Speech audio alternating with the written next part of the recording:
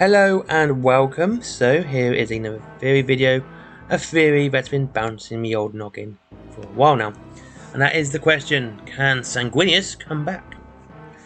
The Primarch of the Blood Angels is probably one of the most beloved sons of the Emperor, if not the most beloved of them all, because he gave his life so the Emperor can defeat the arch-traitor Horus.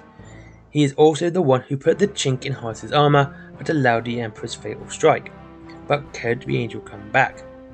No, he's dead. Or is he? Sanguinius was finally killed when Horus used his talent to strangle the angel. Strangulation is a brutal form of murder, unconscious in 10 seconds and brain death in 5 minutes. If pressure is maintained though, it would take longer for a Primarch, to die. How much longer is hard to say. As for how long does it take a Primarch to pass out from severe throat wound, that is something we can kind of see in the Ultramarine Primarch and his fight with Fulgrim.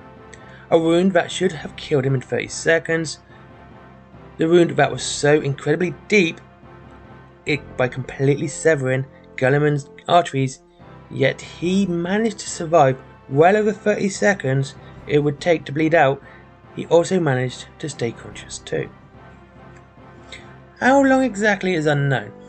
I mean, it depends on what you would... From Heliopolis back to the Gauntlet of Power, there was a lot of time there, but a bit of a shame that Guy Haley never actually put a time frame. That would have been quite interesting. The wound that lay the Ultramarine Primarch low was deep enough that Robert Gulliman's gauntleted hand did not cover it. To quote Sin City, turned him into a Pez dispenser. The real question is, did this actually kill the Primarch? It does describe the Primarch going into a golden light. The book also says near death, though this is from the original print. Given the severity of the wound and going into the light wording, it is safe to say that his soul left his body, which is important for the main point about the Blood Angel Primarch coming back. Finally, the Ultramarine Gene Father was put into stasis, slowing down decomposition to spare his life, if Fulgrim did not kill him. It was during the time in stasis that the wounds looked like they were healing. This was the indication that he was going to come back. Now, I have seen some sources saying that there can be some healing after death, but given the severity of Gulliman's wounds, it is unlikely that his wound would have been completely healed without Euphrain. Now, with Sanguinius' body in stasis on Baal, yes, it's in stasis, and his wound is a lot less severe than the one Rubute suffered from at the hands of the Emperor's children's Primarch. Again, Sanguinius died of strangulation at the hands of Horus. So if without a soul, Robert de Gulliman's body was healing, we can say the same about the angel's body too. But damage done by strangulation is a lot less severe than the cutting of someone's throat. First, the parts of the throat are in one piece and they are not cut. There is bruising, breaking of cartilage, but nothing has been separated or divided by a blade. There is also the poison of Fulgrim's sword. This is also added to the damage done to Rubute Gulliman. It was a poison that can kill a Primarch. So, if we're looking at the wounds alone, then yes, Sanguinius can come back. But it's not that simple. See, Gulliman was struck low on the pride of the Emperor, but died, if he did die, on the Gauntlet of Power, the Ultramarine battle barge. Sanguinius died on the Vengeful Spirit, the difference being the Vengeful Spirit is a demon ship at this point. The abundance of chaos is sure to have an effect on the Blood Angel's Primarch's soul, with one part of his soul being stuck as a statue on the Black Legion ship. The other part is floating around the warp. With Gulliman's soul have been in the warp book, which means Sanguinius' soul can be restored. The other part, well, that's questionable. We have seen the Primarch without his entire soul, with Magnus, after his was shattered. It also does need to be mentioned that Magnus had sold his soul at this time, which makes him an unreliable comparison. I mean, having an entire soul may not be a necessity to him being alive. That seems to be the only situation outside blanks where an incomplete soul was needed for a body. Now, given that Sanguinius did not give his soul to any of us gods, it would be safe to assume he needs the entirety of his soul to bring his life back into his body, especially a soul that is meant to be as pure as the Blood Angel's Primarchs.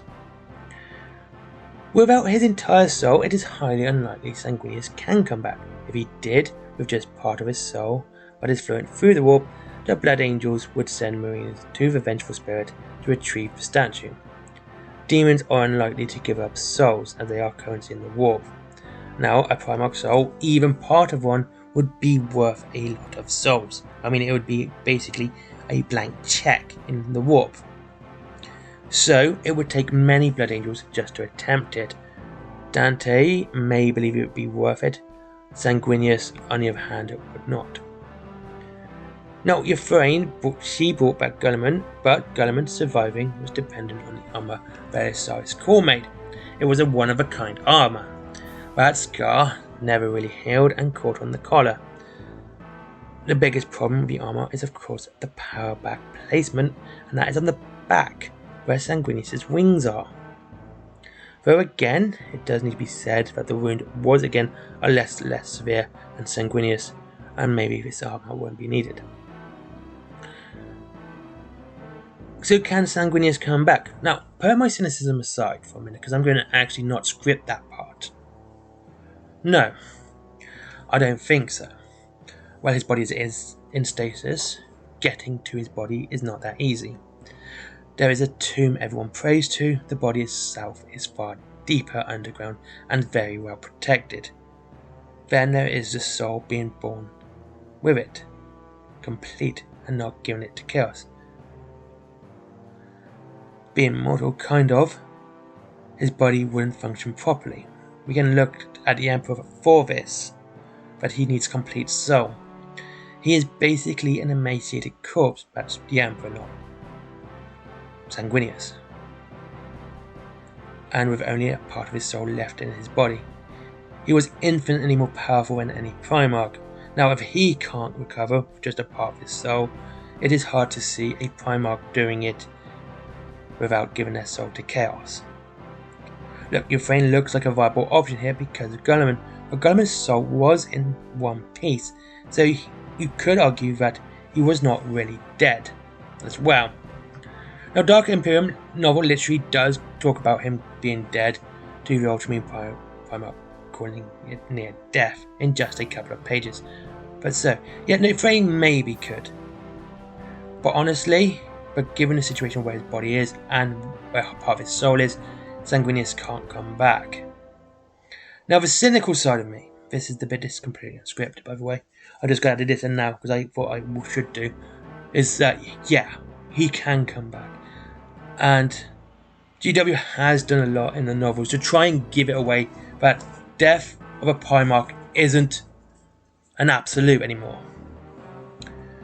Like I said, we've had Jakadi Khan be revived, resurrected by Malcador after his fight with Mortarion. We've had Rebooted Guilliman again. And we've had Magnus as well.